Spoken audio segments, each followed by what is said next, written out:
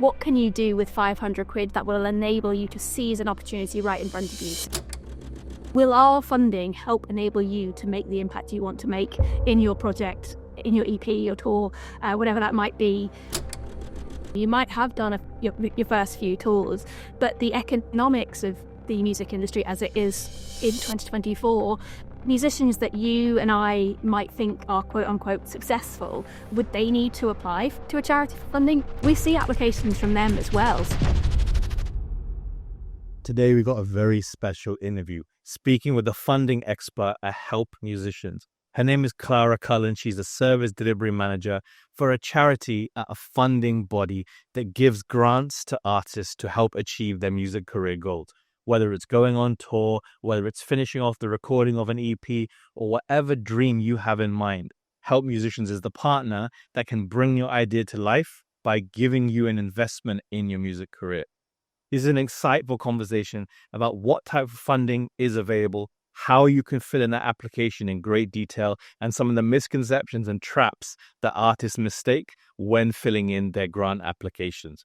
I'm going to leave Clara to do all the talking. This is dropping gems from the very start. So make sure you lock in with Help Musicians and the All About Helping Musicians podcast. It was a proper synergy match all the way together. I am so grateful for your time. I have literally would love an education about funding, please. And can we start with a definition, perhaps? When musicians hear the word funding, they think free money. What is funding in its root form, please? So for me, it's all about making the creativity possible, basically. So you're a musician, you've got a great idea. It might be to record an EP, it might be to go out on tour. Maybe you want to go tour the Highlands of Scotland. It's all about us as an organisation, as a charity, being able to help enable you to do that, focusing on kind of sustainable careers, what we can do to help support your career, whether it is sustaining kind of what you're doing currently or growing income streams. We're here to be sort of an enduring friend in the journey and the lifetime as a musician. And so making creativity possible, if I had to summarize it in 3 words. Yeah. I love what I'm hearing is the word catalyst, to help as a growth partner, to facilitate the artist's vision, their goals and their dreams. But I guess you have to start with having a very clear vision, goal and the dream. So in the actual application, are there eligibility criteria, and what are some of the things that you might look for in a good application versus what's maybe missing from an incomplete application? Sure. So in terms of eligibility, yes, there is. So we have all of the kind of standard things like you have to be 18 or over, you have to be living in the UK. We look to musicians to be making 40% of their income from music in the last 2 years. That's what we think of as a working musician. So those are the kind of the entry point eligibility criteria. Once you've done that, in terms of what to apply for and kind of what makes a good application, that's a great question. I'm really excited when I read an application where I can tell the musician has a vision, has a very clear sense of identity, what they want to achieve through their project, whether it is an EP or touring, and that kind of specific information. That makes me excited because I can see where this is going. I can see the impact it's going to have. And ultimately, when you're coming to a charity, which Help Musicians is for funding, that's what we're looking for. Will our funding help enable you to make the impact you want to make in your project, in your EP, your tour, whatever that might be? So that's what I'm looking for, kind of specificity. Who do you want to work with? When do you want to work with? Why do you want to work with this producer or go and record at this studio? How is that going to help you really hone in on your creative and artistic vision as a musician? So that kind of level of detail is what we're looking for, and it really helps us identify, okay, this person knows what they're trying to do here, what they want to do, and we can support them doing that. We can be that kind of critical enabler in that sense. 2 really, really interesting things there. First of all, you said why you want to work with somebody, which I think is super interesting, that it's not just saying I want to go to this studio, but why you want to go there.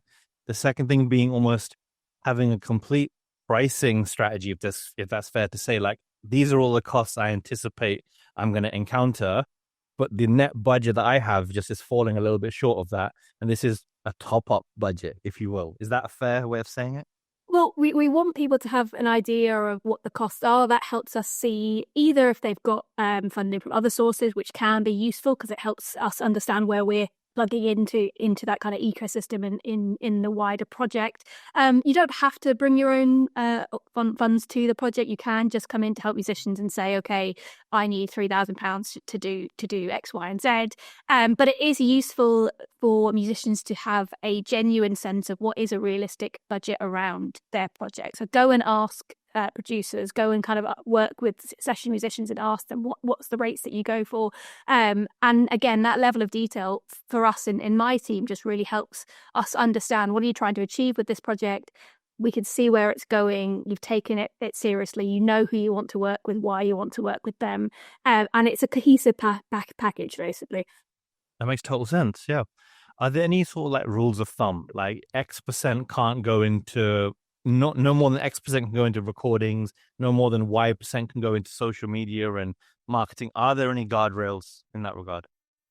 Not so much guardrails. There's definitely, first of all, I would absolutely, one of my big tips is recommend any musicians go to the website, check out our get support page. There's loads of detail there about kind of specific eligibility. So for example, kind of if our funding is kind of more than 30% of the entire project, what does that kind of look like?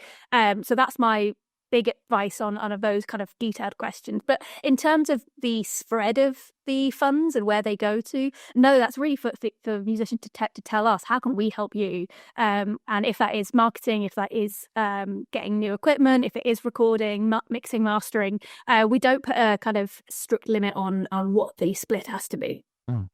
What I think is amazing about all funding bodies and help musicians in particular as a charity, I think the fact that there's no expectation of a return. Right. So with a label deal or with an investor, like they're pretty much expecting, we're going to put this much into your project. We're expecting this much out of your project. But the timeline is, TBC. And so in the actual principles of help musicians, like, why do you guys do what you do? And like, what's the driving force behind like a charitable organization just supporting without any ask in return? That's a great question. It's not one I get asked that often. The charitable purpose of help musicians and the mission is to relieve poverty amongst musicians, and so that's what the entire organization is framed around historically, what we've been built around. So I sit within the creative team, within the musician development team, but we also have an amazing health and well-being team that help musicians with their health and welfare issues. We have Music Minds Matter, which is about mental health within the music industry for musicians and everyone working in the music industry. So that is all about that kind of, how can we be this enduring partner? How can we help relieve poverty?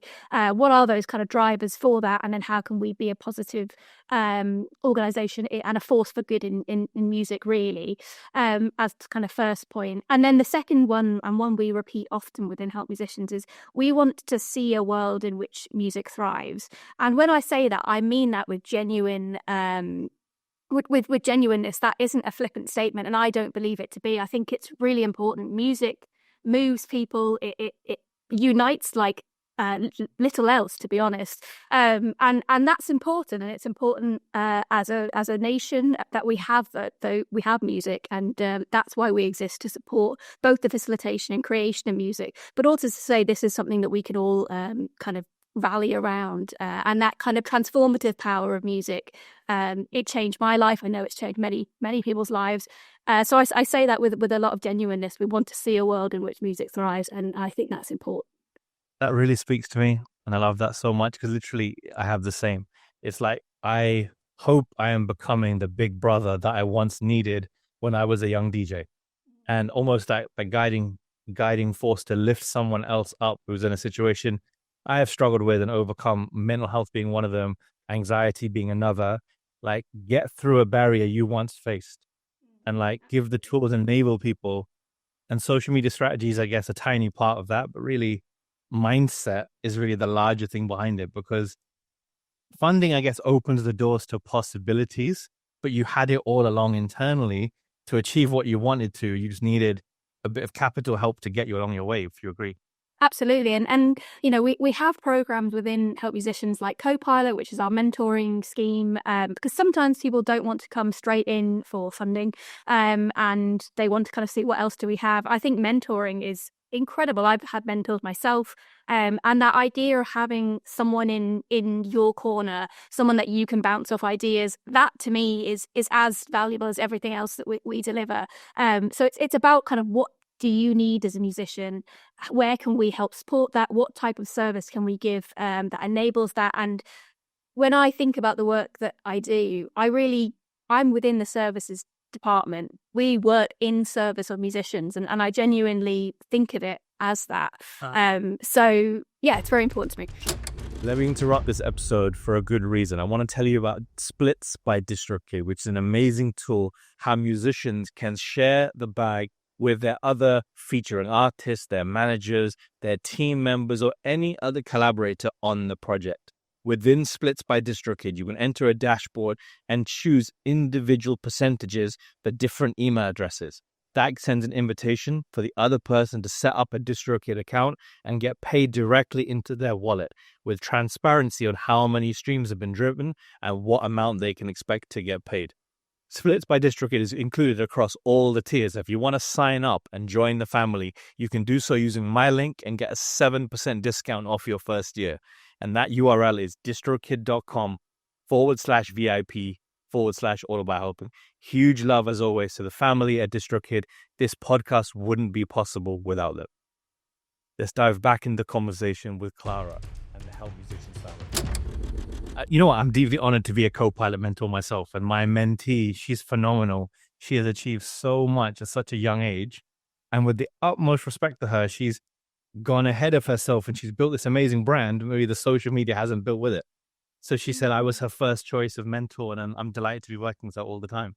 And it's amazing just having that kind of nurturing, like you said, going back to kind of giving yourself what you need, but also giving other people that chance and that springboard of ideas. And I think that building of self-confidence, particularly through Copilot and this idea of mentoring in the music industry is really needed, and is really helpful. Completely agreed. And I think obviously every artist would love the luxury of extra capital, but like, are there any like specific points throughout their career? You've mentioned EP a few times, you mentioned tour a few times. Like, when do they know themselves if there's a right time to be applying for funding? Is it that there's an obstacle you dream of reaching and you can't quite reach it without the investment? Or is it like an intuition, like at this part of my journey to hit this next level, there's extra resources I'm going to need? Like, maybe that's two of the same situations, but yeah, is there a pivotal point? I think that's really interesting because I think it's also changing within the landscape of music as we are in 2024 going into 2025. So it's we within our team we have a really kind of diverse range of applications that come in from musicians at very different stages of their career, and different ages, things like that. But what is interesting is that musicians that you and I might think are quote unquote successful, we see applications from them as well. So, you know, you might have a team, you might have done your first few tours, but the economics of the music industry as it is in 2024 mean that even kind of musicians that you might think, oh, would they need to apply to a charity for funding? They do. The answer is yes. It's really hard to make a living in music. The ecosystem, which is something that I talk a lot about and I'm very passionate about, it's really difficult. You have venues closing, grassroots venues, which are really important for the development of musicians. Musicians are finding it harder and harder now to tour, trying to tour over in the States. I mean, try and get a visa for that. I mean, it's just, you know, that the economics are placing more, well, the need is greater than it ever has been, really. And so when within Help Musicians, we're thinking about how do we reach more musicians? How do we make sure we're engaging musicians across different genres, so that we can be there as that support? And so it isn't so much you might think, oh, I'm definitely ready for this kind of next level funding. If you can demonstrate actually the impact it would have, you have this idea, you've grown to a certain point, but you really think this next project will push you into a wider demographic, then by all means, absolutely kind of demonstrate that and tell us about that. But it isn't just there is no one answer basically, and it's across the board really. And those are some really amazing points you brought up, like the venues closing is a huge one, some iconic venues being shut down, impact of Brexit and touring visas, everything you said. I completely agree. I think I'm lucky. I've actually worked with about three artists who actually had help musicians funding themselves. And I always wondered, like, they clearly had budgeted into the plan the need for a social media coach. So, like, being selfish just for a minute, how would an artist approach, like, saying, getting a quote from a marketing person, agency, body who's going to invest in them? How do they detail that in their application? And the why part is what's screaming out to me, like, not just I need some money for a cool outfit for a music video, but I need some money for a social media coach whose rate is X and they are going to help me do Y. Like, what is that intrinsic deep part of the process like? Exactly. So, and you've really hit the nail on the head there. So I always think, for as long as you can do it yourself as a musician, do it yourself. That there will come a point then when actually either you have too many other things on within your musical project that you can't dedicate the right amount of time to social media, or you're thinking, actually, is there other ways of attracting an audience that I don't know about and that I want to try and kind of build my audience, or maybe reach a different type of audience. But I think you can get a long way by doing it yourself to begin with, and then there comes a tipping point when actually you need a bit of support. Because also when you're working with a good social media manager and consultant, they have to learn a lot about you as well. It has to be authentic to your voice as a musician, and people can tell that. People, your audience will know that very quickly. So I think spending a bit of time thinking, particularly in an application, what is my voice? What's my authentic style? And then how can a social media manager add to that above and beyond what I can do myself is the way that you should be thinking about it. So I know doing social media for musicians is often really taxing. It's difficult to go in front of a camera and kind of film yourself. It might feel unnatural, uncomfortable. But at least have a think about, okay, well, what is my authentic style? How do I want to communicate with my fans? And then how can a social media consultant or manager help me do that, rather than just, oh, I don't want to do this, Completely. Yes. And it is that, very much that what the philosophy I believe in is that I hate the word agency. Well, I hate the word promoter, and I hate the words, almost doing it for someone. And after every release, like ads, for example, radio plugging, playlist plugging, I imagine we have to go back to that person after every release, pay them again so they can do it again. And the reason I call myself an educator, because I work with the artists, shift their mindset so they think about things a new way. They learn skills to do it themselves. And hopefully next time they shouldn't need my help. It's like I'm Muslim, but almost teaching a man to fish rather than giving a man a fish. I believe in that mindset strongly, just so that... And that process of kind of self evaluation and introspection, one is just a very useful one as a musician and an artist, but I think it will really help people connect, not only in a live kind of setting, but on social media. And I think thinking of your audience as real people, because they are real people that are interested in you. So what do you want to say and how do you want to kind of communicate with them, rather than thinking of it, oh God, this is a screen I have to record to, Completely. I think there's so many different issues that arise from artists not wanting to do part of the process. It might be time management. It might be physical skill limitation. It might be potentially disabilities or any kind of special needs and accessibility reasons. And also sometimes it's just they have a blocker in their mind that they don't want to do that. And so during the application process, like, are there any points in the funding when as you're explaining the why, how does one approach that? How do you explain the real reason for why and what you think it's going to do for you when there's uncertainty of what it could do for you? Yeah, I think it's about thinking about your goal, and the project you want to do is different from your goal. So the project isn't the goal in and of itself. So that's often what we'll see in applications where they'll say, I want to record an EP, and the goal is to record the EP. When actually what we're looking for is, I want to, record this EP, and the goal is I want to reach this audience by, I want to grow my social media by 1,000 people. I want to specifically target this demographic because I think my music resonates with them. And so really have a think about, okay, how does your project connect to a goal, which what we're looking for and what we're trying to understand is how can this project help sustain your musical practice? So either kind of sustaining the career that you currently have or building on that career, and really thinking about that kind of career side of things. Yes, music in and of itself has intrinsic value, and I believe that, but we as an organization are there to try and help make an impact, and that is about how can our funding help you to achieve that goal, basically. So trying and thinking about the project, but thinking about your goal, and the project isn't always the goal. That is amazing. Can we actually expand on that more? I want to stay here for a sec. So can you go into more details of how does an artist almost detach the project from the goal?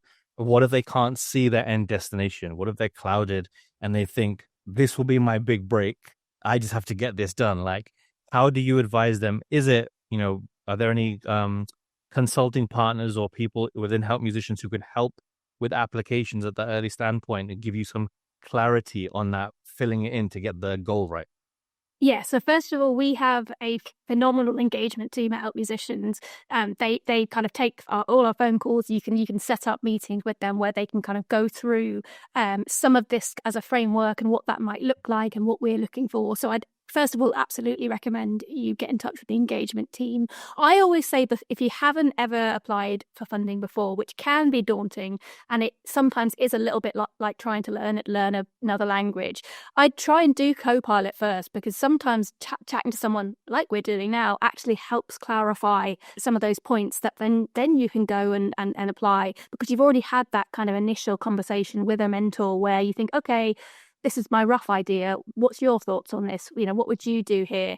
And I think almost getting it out of your own head and putting it either in front of someone else or someone you trust and just kind of workshopping it that way can be a really helpful thing to do. So you can use our engagement team as a way to do that, but we also have Copilot, and I always recommend people use Copilot if they haven't ever applied for funding first, because I think that could be really useful. I think both tracks make total sense. Like the engagement team, they're not there to do the application for you, but they're there to soundboard, like you said, with and understand how to eloquate properly. And then the second thing, like you're saying, is working with someone over that 6 to 8 month period until you'll really expand on what you're really searching for in that time. There's no way I could talk about funding without mentioning my partners at even.biz. They are a direct-to-consumer platform that musicians can upload their music and sell it directly to their fans, cutting out the middleman. You can create lots of different tiers of bonuses, whether that's a podcast with yourself, a virtual listening party, access to secret content, and more. And you can have the ability to email and SMS text all of your fans who opt in to buying your releases from you. One of the most amazing ways I see artists do this is to drop an even release for their full album at the first, second, or third single. So the fans who want it can buy it immediately and they don't have to wait. You can sign up for even.biz using the link in the description below, which is even.biz/partners/ARs. Or you can reach out to me with a DM and I can fast track you onto the platform and talk about how I can strategize your release with you as you proceed. You mentioned two or three different kind of funding bodies, or funding programs, should I say. You've got Copilot, Fast Track Award, and Next Level Award. Can you run me through maybe the differences between the three and which one is right for artists at which pivotal stages, please? Yeah, so Copilot is specifically about mentoring. So if you want to get a mentor, you don't have to be early stage career, you can be at any part of your career, but you're just looking for someone to act as a kind of springboard, confidant, someone in your corner, I would go towards Copilot. And I think it's a brilliant scheme. I really, really would recommend people check that out. So then we have Fast Track. So Fast Track is on the kind of quicker side of our funding application. So it's for £500, and really it's about seizing an opportunity in that moment. So if you weren't to get this funding, how would that impact you? What can you do with 500 quid that will enable you to seize an opportunity right in front of you? So you've got a tour that you want to go to, you need to get a van, you have a shortfall, go in for Fast Track, apply for 500 quid, use that towards being able to say yes to that tour, basically. So that's really about kind of quick turnaround, seizing the opportunity, seizing the moment. And then we have Next Level, which is more money. So it's up to £3,000. And that's really about, okay, a longer term project, and kind of articulating the impact that will have on sustaining your career or developing new incomes. And it's for projects that need more money, basically. So those are the kind of three core programs that we run. But we also have an electronic award, which we kind of trialed for the first time or piloted for the first time this year, specifically within the electronic genre. And we partnered with the wonderful team at DJ Mag to do that. And that's, again, within Help Musicians to make sure that we are reaching more musicians and reaching different and more diverse genres of musicians as well. So we're really happy with piloting that one this year. Hope to do it again. Thank you for that breakdown. I think what's really, really clear to me is just screaming now is that we want to give you this money. We don't want to hold back from giving the money to transform your career. But by its very nature, there's only a limited pot and has to go to the musicians who deserve it the most or who can demonstrate what it will do for them. Absolutely. And that's always the difficult part of being in a team that assesses amazing applications, where there is always more applications than the amount that we can give out, which is the reality of kind of being within this kind of team. And that can be difficult because you can see amazing applications that you're like, oh, I really want to fund this one. But that doesn't mean later on in the year we wouldn't fund it. So I would always recommend people come back, try again, learn something new, chat to the engagement team. If you didn't quite get it the first time round. I always say you have to be in it to get it, basically. So you have to apply, put your hat in the ring, see how it goes, and actually just put in an application and give it a go. It does sound, though, with great respect, like when I hear musicians say social media is a full-time job, does it ever feel like grant writing is a full-time job? Because they're quite extensive and there's several deadlines staggered throughout the year. Absolutely. I mean, I definitely think writing grant applications is really difficult. I think I genuinely think sometimes it can be like learning how to speak a new language. And what we're trying to do at Help Musicians is have different types of funds to meet different needs, really. And so we're really conscious of making sure that we reach as many musicians as we can, most of which won't have experience in putting in funding applications, because obviously they're focused on the creative work of making music. So we try and put in as many support avenues to help them, whether it is feedback after having put in an application or speaking with our engagement team, or putting in just advice within the actual application itself, and making sure that we put ourselves in the mindsets of musicians who are applying. A lot of the team at Help Musicians are musicians themselves. And so it's just always being conscious. And in some ways, and I'll be absolutely honest with you, we think of ourselves as being in service of musicians. We don't actually think of ourselves as funders. And so it's about how can we put ourselves in the mindset of a musician when they're coming into the charity and making sure that they have the best service they can, even if that doesn't mean that they're successful the first time around.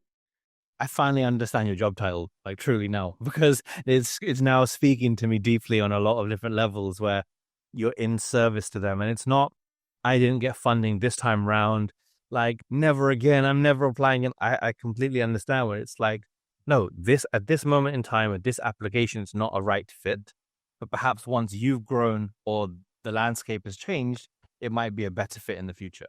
Yeah, and we also have kind of like open access or open and source support as well. So every month I host a business kind of webinar that we kind of put on our social media, which is very kind of top level kind of introduction to music industry topics. And that might be PR, or it might be publishing and royalties, or how to market your release, things like that. So if you don't want to do any of the kind of programs that we have, you can just come to watch that for free, basically. So we're also big into kind of making sure that we have those types of kind of open access support as well. I absolutely love that. Please volunteer me for a future event if you'd like to, as I'm talking about socials. Would love to just kind of bring it to a close, just talk about some of the misconceptions. Like, so when applying for these grants and funding, there's a lot of kind of smoke and mirrors on the internet that happens and dissuades artists from applying in the first place or applying in the wrong way. What are some of the most frequent stumbling blocks you can maybe see or think about, like the consistent patterns of like, oh, wish you hadn't done that in the application? Then maybe we could break some of those barriers, maybe. Interesting. Yeah. So that idea that the project and the goal are the same thing. So that's a big one. I'd really get people to think about kind of what is the goal that you want, what's the outcome you want to come from this project. That's number one. I think because of the history of Help Musicians, it's been a charity for over 100 years. It was founded very much within the classical world, and that's very important. But I think over time, there's been a bit of a kind of misconception that we sort of only support classical musicians. That absolutely isn't the case. Anyone of any genre can come in, and we encourage it. So that's another.